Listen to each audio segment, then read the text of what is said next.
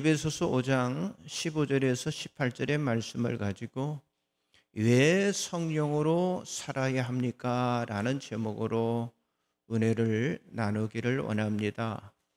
자, 오순절 이 성령의 축제는요, 매년마다 우리가 집중적으로 성령의 그 기름 부으심을 넘치도록 체험하는 바로 우리 기독교의 절기입니다.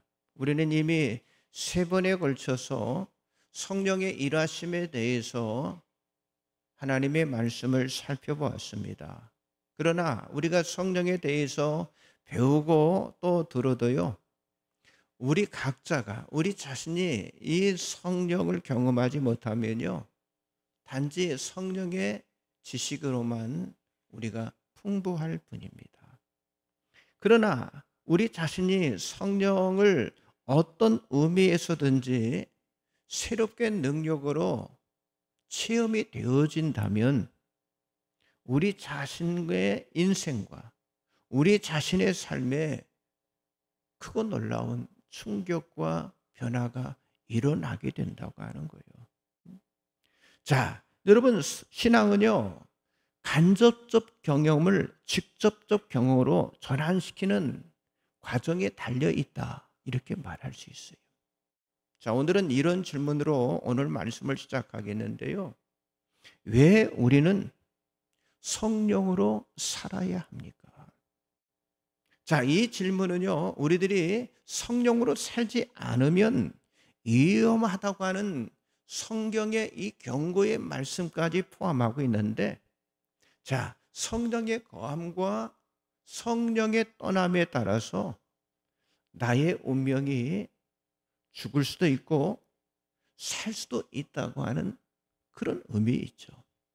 이렇게 사람이 죽고 사는 그런 기준이 성령께 있다고 하는 사실을 인정하고 우리들이 신앙생활을 하라는 거예요. 자, 성령을 우리 인생에 상대적으로 개입하게 만든다면요, 우리의 삶은요, 불안하거나 그리고 실패할 수밖에 없어요. 그러나 그 성령이 절대적으로 우리 인생의 전반에 개입이 되고 우리를 가르치고 우리를 다스리고 또 주권을 행사하고 임재하게 된다면요, 그 사람은 결코 어떤 세력 앞에서도 승리하며 하나님께 영광을 돌리는 삶을 살아가게 된다고 하는 거예요. 자, 그렇기 때문에 왜 성령으로 살아야 하는가는요, 우리 운명과 직결이 된다고 하는 사실을 우리가 인식을 하고요, 성령과 함께 사는 법을 우리가 터득하고 성령님과 함께하는 그 동거의 법칙에 우리가 익숙해져야 할 줄 믿습니다. 자, 그렇다면 우리 기독신자가 왜 성령으로 살아야만 합니까? 첫째는요, 열매를 맺게 하는 소중한 역할 때문이라고 하는 거예요. 자, 신앙은요, 열매가 중요한데요. 자, 예를 들어서 우리가 정말 열심을 다해서 뭔가를 했어요. 그런데 그 마지막에 아무런 열매를 맺지 못했다고 한다면 그건 뭐예요? 실패를 한 거잖아요. 그런데 내가 열심히 무언가를 했는데 정말 좋고 많은 열매를 맺었다면요, 어때요? 나는 어느 정도 승리한 거잖아요. 그러니까 열심히 하는 거 굉장히 소중합니다. 그렇습니다. 우리 성도들이 주의 일을 할 때 열심을 뿜고 섬기며 항상 힘쓰라고 하는 이유가 바로 여기 있는데, 그래서 힘을 다해서 목숨을 다해서 하는 것은요, 좋은 결과 그 정도를 뛰어넘어서 뭐예요? 많은 열매를 맺기 위함이라고 하는 거예요. 예수님께서 제자들에게 이렇게 말씀하셨죠. 말씀 몇 지 나와 있습니다. 같이 보겠습니다. 요한복음 4장 34절 36절입니다. 예수께서 이르시되 나의 양식은 나를 보내신 이의 뜻을 행하며 그의 일을 온전히 이루는 이것이니라. 너희는 넉 달이 지나야 추수할 때가 이르겠다 하지 아니하느냐. 그러나 나는 너희에게 이르노니 너희 눈을 들어 밭을 보라. 희어져 추수하게 되었도다. 거두는 자가 이미 싹도 받고 영생에 이르는 열매를 모으나니 이는 뿌리는 자와 거두는 자가 함께 즐거워하게 하려 함이라. 자, 예수님은 하나님의 뜻을 이루는 것이 가장 중요한 목적이라고 하는 사실을 말씀하신 후 마지막 결론은요, 영생에 이르는 열매가 최종적인 목적지라고 하는 사실을 지금 강조를 하신 거예요. 자, 씨를 뿌리는 즐거움과 그리고 추수를 거두는 즐거움의 결과는 어디에 있는 거예요? 바로 열매에 있다고 하는 사실이죠. 그래서 우리 모든 기독신자에게 성령께서 원하시고 바라시는 그 맺게 하시는 그 열매는 다른 게 아니라 바로 성령의 열매라고 하는 거예요.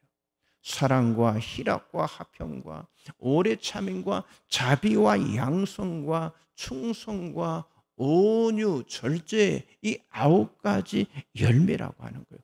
자, 갈라디아서 5장 22절, 23절 같이 봅니다. 오직 성령의 열매는 사랑과 희락과 화평과 오래 참음과 자비와 양선과 충성과 온유와 절제니 이 같은 것을 금지할 법이 없느니라. 자, 성령의 열매가 우리에게 주는 중심 메시지는 뭐냐? 바로 그리스도인의 성품을 말하고 있다고 하는 거예요. 여러분, 성령은 오셔서 우리로 하여금 예수 그리스도를 주라고 시인하게 합니다. 그리고 그 다음은요, 하나님의 일을 할 수 있는 선물인 은사를 우리들에게 성령께서 주시는 거예요. 그리고 그 다음은요, 바로 사랑의 성품으로 우리를 변화시켜서 부르신 목적대로 열매를 거두도록 우리를 인도를 하신다고 하는 거예요. 자, 왜 성도들에게 중요한 것이 성품이냐 하면요, 여러분, 우리가 신앙이나 또는 교회 봉사나 뭐 전도라든가 결혼이라든가 또는 우리의 삶의 현장인 뭐 직장 생활 모두가 사람의 성품과 아주 밀접하게 관계를 맺고 있기 때문이라고 하는 거예요.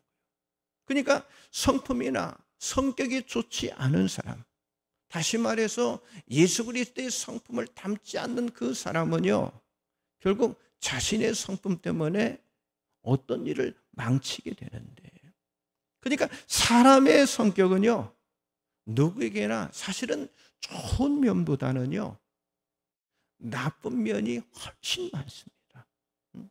자, 그렇기 때문에 우리들에게 뭐가 필요해요? 바로 이 성령님이 필요한데, 자, 성령님은 오셔서 나의 잘못된 성품과 그리고 나의 나약한 성품을 고쳐주시고, 그리고 고쳐서 되지 않는 것은요, 바꿔주시는 분이 바로 성령님이시라고 하는 거예요. 자, 보혜사 성령님은 우리 곁에서 우리를 인도하시며 갖가지 사건들을 통해서 우리를 다듬어 주셔요. 그래서 고난이라든가 어려움이라든가 병이라든가 또는 아픈 관계라든가 또는 사업의 실패 같은 이런 방법들 속에서 마치 제멋대로 다듬어지지 않는 그런 돌 같은 우리 인생을 다듬으셔서 그 성품의 열매가 마지막은요, 사역의 열매, 하나님 나라의 열매가 되도록 어때요? 변화시켜 주시는 분이 바로 성령님이라고 하는 거예요. 여러분, 하나님은 우리들이 열매를 많이 맺을 때 영광을 받으신다라고 요한복음 15장 8절에 말씀하고 있어요. 그러니까 구원도 중요하지만은요, 구원의 열매는 어때요? 더 중요하다고 하는 거예요. 그러니까 우리들의 사역, 우리들의 사명은요, 뭐가 중요하다는 거예요? 열매가 중요하다고 하는 거예요. 자, 우리에게는요, 마음의 믿음보다 삶의 믿음으로 나타나는 열매가 반드시 있어야 한다고 하는 거예요. 그러나 중요한 건요, 밖으로 열매 맺기 위해서는요, 반드시 내면의 열매가 먼저 맺어져야 한다고 하는 거예요.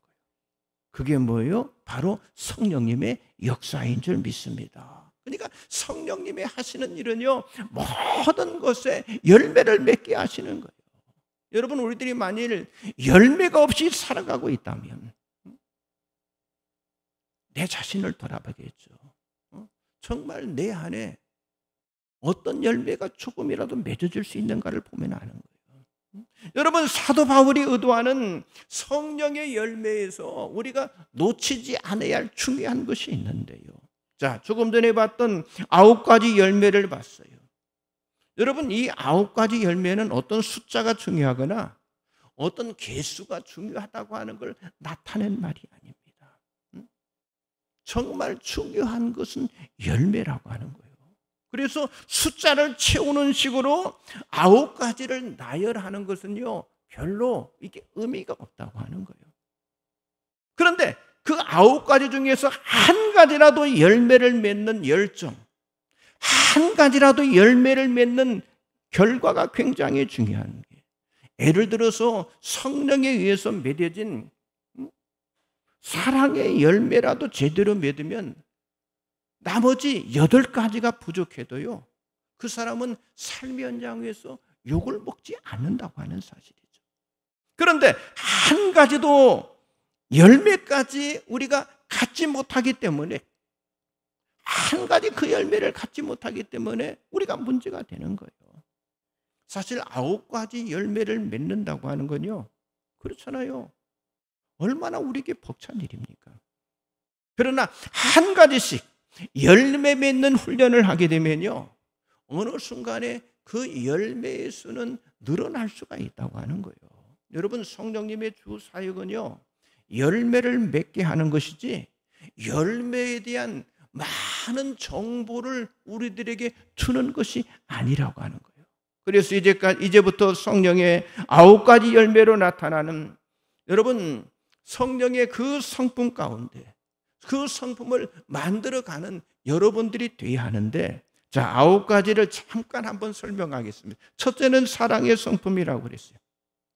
사랑의 성품은 십자가 사랑을 기준으로 조건 없이 주고 영원한 사랑을 해야 한다고 하는 거예요. 둘째는 희락의 성품이잖아요. 이것은 하늘의 기쁨을 기준으로 환경이나 사람에게 오는 기쁨 대신 하나님의 기쁨을 갖고 다른 사람을 기쁘게 하는 거라고 하는 거예요. 세 번째가 화평의 성품이잖아요. 이건 하나님의 그 샬롬의 기준으로 화해시키고 평안을 주는 자가 되라고 하는 거예요. 넷째는 인내의 성품으로 예수님의 그 참음을 기준으로 어때요? 복수하거나 분노하지 않고 참는 것을 말한다고 하는 거예요. 그리고 다섯째는 자비의 성품으로 하나님의 공의를 기준으로 비판이나 비방 대신 격려와 수용을 하라고 하는 거예요. 여섯째는 양선의 성품으로 창조의 형상을 기준으로 착하고 선한 아름다운 성품을 가지라고 하는 거예요. 일곱째는 충성의 성품으로 하나님의 그 성실함을 기준으로 변함없이 죽기까지 섬기라고 하는 거예요. 여덟째는 온유의 성품으로 겸손의 주님을 기준으로 낮아지고 유연한 모습을 가지라고 하는 거예요. 아홉째는 절제의 성품으로 성령의 질서의 기준으로 도하지도 덜하지도 않는 그런 균형과 조화를 가지라고 하는 겁니다. 그래서 사도 바울은 에베소서 5장 11절에 에베소 교회 성도들에게 말하기를, 너희는 열매 없는 어둠의 일에 참여하지 말고 도리어 책망하라, 이렇게 말씀하고 있어요. 여러분, 이 말씀은요, 내 안에 잘못된 성품이 있으면요, 내 자신을 책망하라고 하는 거예요. 그리고 어둠의 일에 참여하지 말고 성령님으로 말미암아 열매를 맺어서 힘쓰며 살아가라고 하는 그런 말씀입니다. 그러므로 여러분의 성품이 열매 맺는 성품으로 변화되기를 주님의 이름으로 축복합니다. 옆 사람 좀 인사하세요. 열매 맺는 성령의 성품으로 변화됩시다. 두 번째는요, 영적 전쟁에서 승리케 하는 능력 때문입니다. 자, 우리 기독신자가 성령으로 살아야 할 이유는요, 우리의 매일의 삶이 어때요? 영적인 전쟁이기 때문이라고 하는 거예요. 자, 사탄과 마귀의 존재를 인정하지 않거나 혹은 전혀 모르고 신앙생활을 하는 그런 사람들도 있습니다. 그렇기 때문에 그런 사람들은요, 어떤 사탄의 공격과 또는 사탄의 그 조롱에 사탄을 대적을 해야 하는데 대적할 수가 없잖아요. 싸울 자세가 안 돼 있잖아요. 그래서 마귀의 덫에 걸려 사는 그런 무기력한 기독 신자들이 많이 있다고 하는 거예요. 지금도 우리 기독 신자는요, 영적인 전쟁 중에 있다고 하는 거예요. 여러분, 주님이 오시는 그날까지 그 전쟁은 계속이 되고 있어요. 자, 영적인 전쟁이라고 하는 건 어둠의 세력, 악의 세력과 대항해서 잃어버린 것을 찾아서 승리하는 거. 이게 영적 전쟁입니다. 자, 사람들이 자살하고 육체의 정욕에 사로잡히게 되고, 아니 범죄와 부정의 종이 되고, 또 심각한 질병에 시달리고 서로 원수가 되는 이런 모든 것들의 그 배후에는요, 사람을 타락시키는 마귀의 역사가 반드시 있다고 하는 거예요. 자, 예수님께서 말씀하셨잖아요. 요한복음 8장 44절 같이 보겠습니다. 너희는 너희 아비 마귀에게서 났으니 너희 아비의 욕심대로 너희는 행하고자 하느니라. 그는 처음부터 살인한 자요, 진리가 그 속에 없으므로 진리에 서지 못하고 거짓을 말할 때마다 제 것으로 말하나니 이는 그가 거짓말장이요 거짓의 아비가 되었음이라. 아멘. 자, 마귀는 타락한 전사로요, 하나님을 반역하고 하나님을 대적하며 믿는 사람들을 파멸시키는 역할을 하는 게 이게 마귀가 하는 일이거든요. 실제로 마귀는 하나님의 심판을 받고 내어 쫓길 때 이미 모든 것을 다 잃어버렸습니다. 그러니까 사실 마귀는요, 능력이 없어요. 단지 이 마귀는요, 자기 자신이 능력이 있는 것처럼 가장을 하고 위장을 한다고 하는 거예요. 그래서 예수님이 조금 전에 말씀하시기를 마귀를 뭐라고 그랬어요? 거짓말장이, 거짓의 아버지다라고 못을 박아버린 거예요. 그래서 마귀는 거짓으로 아담 이후의 사람들을 속여서 어떻게 계속해서 타락시키는 역할을 합니다. 그런데 불행하게도 수많은 사람들이 마귀의 그 거짓에 속아서 죄의 길로, 타락의 길로, 지금 멸망의 길로 가게 된다고 하는 거예요. 그런데 이런 거짓을 가져다 주는 이 마귀와 싸움을 선포하신 분이 누구예요? 바로 우리 주님 예수님이라고 하는 거예요. 사람을 속여서 죽음으로 끌고 가는 그 마귀에게서 사람을 구원해서 하나님의 자녀로 회복을 시켜주시고 멸망이 아닌 영원한 생명을 갖고 살도록 하는 은혜를 베풀어 주신 분, 바로 이분이 우리 구주 예수님이신 줄 믿습니다. 그런데 명심할 것은요, 우리가 예수를 믿어서 하나님의 자녀가 되었어요. 그렇다고 해서 마귀가 완전히 떠나가는 건 아니라고. 마귀는요, 더욱 끈질기게 찾아와서 유혹하고 괴롭히고 타락하도록 거짓의 영으로 우리들에게 다가온다고 하는 거예요. 그래서 마귀는 영혼을 도둑질하고 분열을 조장하고 은혜 받는 걸 방해하고 결국은 최후의 승리를 함으로 신랑 예수님을 기다리지 못하도록 온갖 시비를 거는 역할을 이 마귀가 하는 거예요. 여러분, 마귀는요, 교회가 잘 되는 거 절대 싫어합니다. 안 되기를 보고 싶어 하고요. 여러분, 말씀을 전하는 이 목회자들로 하여금 낙심하기를 원하고요.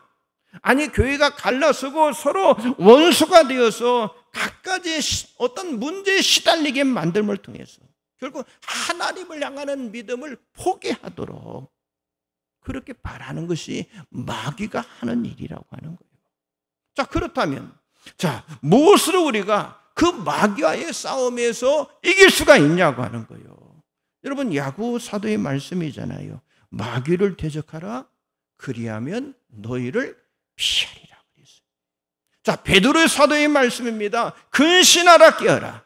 너희 대적 마귀가 우는 사자같이 돌아다니며 삼킬 자를 두루찾나니 너희는 믿음을 굳건하게 하여 그를 대적하라, 이렇게 말씀하고 있어요. 바울 사도의 말씀입니다. 마귀의 관계를 능히 대적하기 위해서 하나님의 전신갑주를 입으라라고 말씀하고 있어요. 마귀를 이기는 길은 뭐 하는 길이에요? 대적하는 길이다라는 거예요. 그러니까 대항하며 저항하며 거역하며 강력하게 싸우라고 하는 거예요. 그러면 무엇을 가지고 이 마귀와의 싸움을 하는 것입니까? 자, 에베소서 6장 10절 말씀 나와 있죠. 같이 봅니다. 끝으로 너희가 주 안에서와 그 힘의 능력으로 강건하여지고, 주 안에서와 그 힘, 여러분 주의 능력과 성령의 충만한 능력으로 마귀와 싸워서 이기라고 성경은 말씀하고 있어요. 빈틈없이 무장해서 우리가 천신갑주를 입어야 하는데, 그렇기 때문에 성령의 기름 부으심이 모든 준비의 기초가 된다고 하는 거예요. 그래서 우리는 성령 받기를 위해서 기도하고 성령의 기름 부음을 위해서 힘쓰고 애쓰며 간구해야 할 줄 믿습니다. 여러분, 이제부터 마귀를 대적하시기 바랍니다. 여러분들의 온몸 전신으로 무장된, 그래서 여러분들이 성령이 충만한 사람이 되시기를 주님의 이름으로 축복합니다. 옆 사람 인사하세요. 성령 충만으로 영적 전쟁에서 승리합시다. 마지막 세 번째는요, 영광을 돌리는 인생으로 살게 하기 때문이라고 하는 거예요. 자, 말세가 되면 우리 모든 기독신자들이 더욱 정신을 차리고 구해야 할 것이 있어요. 자, 사도행전 2장 17절 나와 있죠. 같이 봅니다. 하나님이 말씀하시기를 말세에 내가 내 영을 모든 육체에 부어주리니 너희의 자녀들은 예언할 것이요 너희의 젊은이들은 환상을 보고 너희의 늙은이들은 꿈을 꾸리라. 아멘. 그러니까 말세에 우리 믿음의 사람들에게 필요한 게 뭐냐? 성령님의 부어주심이라고 하는 거예요. 성령의 부어주심. 다시 말해서 성령의 기름 부으심이다, 이렇게 말할 수 있습니다. 이 말씀은요, 조금 전에 말씀은 요엘 선지자가 전한 내용을 베드로 사도가 성령을 받은 후에 설교할 때 인용한 그런 말씀이잖아요. 자, 지금 여러분 지구촌을 보세요. 구석구석에 일어나는 일들, 또 그 사람들의 모습을 보면서 지금이 참 말세라고 하는 사실을 우리가 이야기를 하잖아요. 여러분, 가까운 중국, 일본, 좀 우리나라는 잘 느끼지 못하지만 얼마나 많이 지진이 많이 일어나고 있습니까? 그런 것만을 보더라도 우리는 중간에서 굉장히 불안해하잖아요. 근데 이것이 어떤 기후 이상이나 이변으로 일어나는 자연 현상으로 보기에는요, 너무나 대답이 빈약하다고 하는 거예요. 더구나 지금 사람들의 모습, 지금 대구 같은 데는 퀴어 축제 때문에 막 굉장한 시끄러웠잖아요. 이런 모습들이 어떤 때와 같다는 거예요? 노아의 홍수 때와 거의 같다고 하는 거예요. 자, 창세기 6장 5절 7절 같이 봅니다. 여호와께서 사람의 죄악이 세상에 가득함과 그의 마음으로 생각하는 모든 계획이 항상 악할 뿐임을 보시고 땅 위에 사람 지으셨음을 한탄하사 마음에 근심하시고 이르시되 내가 창조한 사람을 내가 지면에서 쓸어버리되 사람으로부터 가축과 기는 것과 공중의 새까지 그리하리니 이는 내가 그것들을 지었음을 한탄함이니라 하시니라. 자, 여러분, 지금 시대가 노아의 홍수 전의 시대와 같다고 하는 거예요. 그렇기 때문에 우리가 성령님의 기름 부심을 받아서 성령의 능력으로 뭘 이겨요? 죄를 이기고, 타락된 본성을 이기고, 주님 재림하시는 그날까지 우리가 승리하는 삶을 살아가야 한다고 하는 거예요. 그렇기 때문에 조금 전에 사도 베드로는요, 성령이 부어지는 역사를 젊은이든 그리고 늙은이든 어린이든 할 것 없이 모두가 다 받아야 한다라고 선포를 하고 있어요. 그러니까 성령이 임하시면 말세의 때에도 승리하면서 하나님께 영광을 돌리는 삶을 살아가게 된다고 하는 거예요. 또 성령이 임하면 권능을 받아서 세상 끝날까지 증인으로 증거하는 자로 살아가기 때문에, 그렇기 때문에 하나님께 영광이 되는 것인데, 이것이 여러분 최종적인 바로 성령의 목적인 줄 믿습니다. 여러분, 이 세상 사람들에게 그리고 이 세상 끝까지 우리가 예수를 전하는 증인이 된다고 하는 건요, 오직 성령의 능력으로만 가능하다고 하는 거예요. 그래서 예수님께서 마지막 위대한 명령을 사도행전 1장 8절로 주셨잖아요. 오직 성령이 너희에게 임하시면 너희가 권능을 받고 예루살렘과 온 유대와 사마리아 땅끝까지 이르러 내 증인이 되리라 하시니라. 우리가 성령 충만해서 끝까지 복음을 전하는 사람이 돼야 한다고 하는 사실을 여러분 주님께서 명령을 하신 거예요.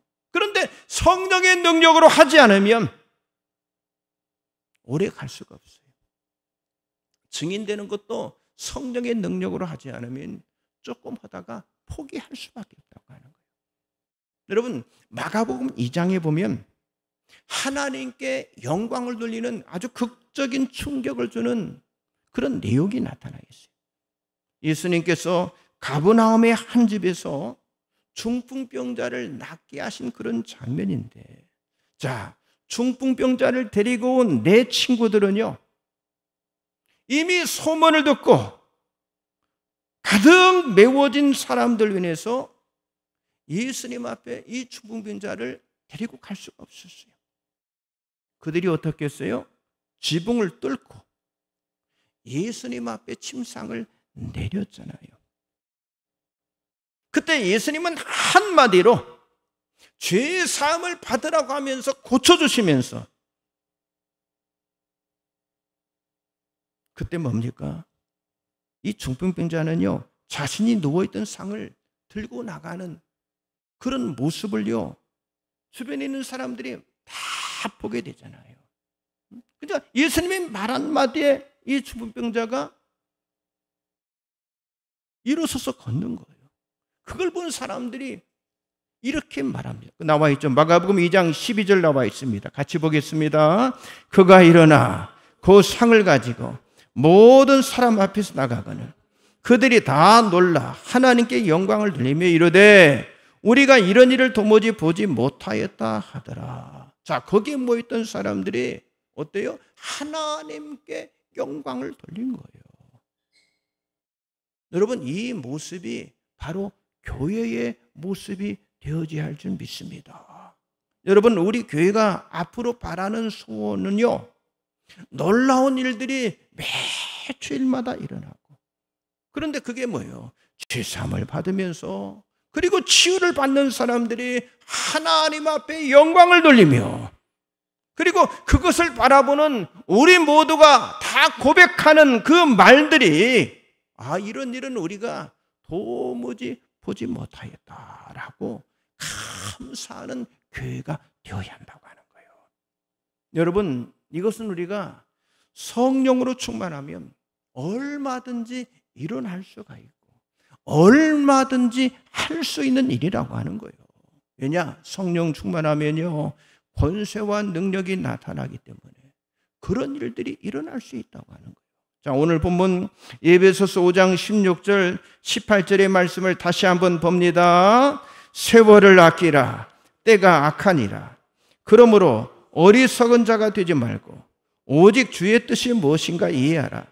술 취하지 말라. 이는 방탕한 것이니 오직 성령으로 충만함을 받으라. 자, 성령 충만을 받으면 첫째는 어때요? 열매를 맺습니다. 둘째는 어때요? 영적인 전쟁에서 승리하게 됩니다. 셋째는 어때요? 하나님께 영광을 돌리게 됩니다.